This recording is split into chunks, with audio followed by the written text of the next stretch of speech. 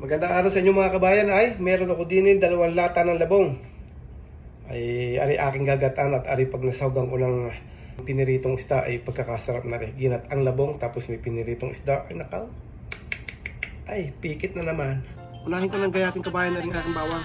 Saka ang mga sibuyas. Ano na may ginat ang laan kaya mga sangkap na rin. Hindi naman gayong kadami. Napakasimpleng luto lang na.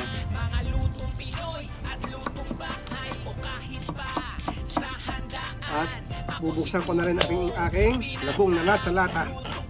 Okay nga ngayon makakaluto na rin. Aray at aking bubuksan na rin aring gata.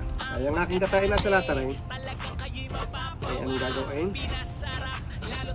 Ayos na rin. Aray makaluto lang at wala. Bagay maalis ang adik. Mag-isa na tayo mga kabayan. Unahin ko na yung aking luya. Saka bawang.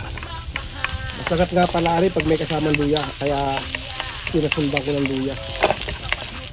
At ilalagay ko na rin sibuyas. At dahil okay na yung aking mga sibuyas, bawang at luya, ilalagay ko na rin aking labong.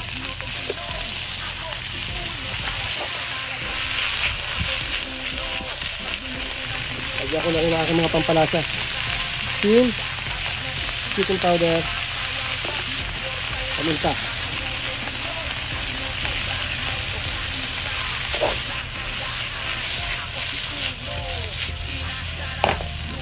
At lagyan ko na rin ng 3 pirasong sili.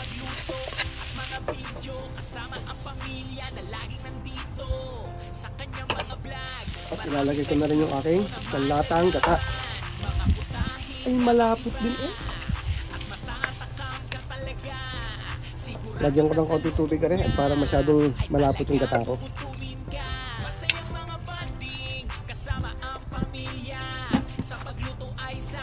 At ano naman yung aking isdang pipirituhin. Ano bang isda ang tawag nyo din mga kabayan? Ano ang aking pipirituhin para siya yung kapatner ng aking ginataan. Ibigay din sa inyo minsan. Aslang ko na rin mga kabayan na rin aking isda. At aking ipipirito ng mga kabayan na rin aking isda. Ang kagandahan pagka dalawang iyong kalan eh. Sabay-sabay na pagluluto. Ay di siguro eh na naluluto yung aking pinirito eh eksakto rin namang lutong-luto aring aking labong ng kawayan. Okay na sa akin yung lasa nito mga kabayan, kaya rin lalagyan ko ng kaunting suka. Kunti lang.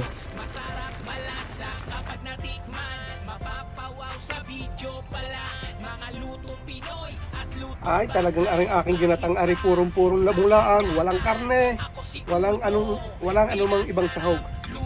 Sadyang labong-laan na ginatan. Nakaw?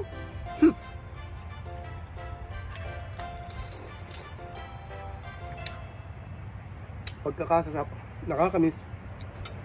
Yan yung aking taga-tikim.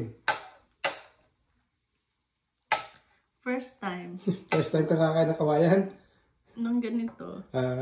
Kasi ang kawayan sa inyo ginagawa hagdan eh.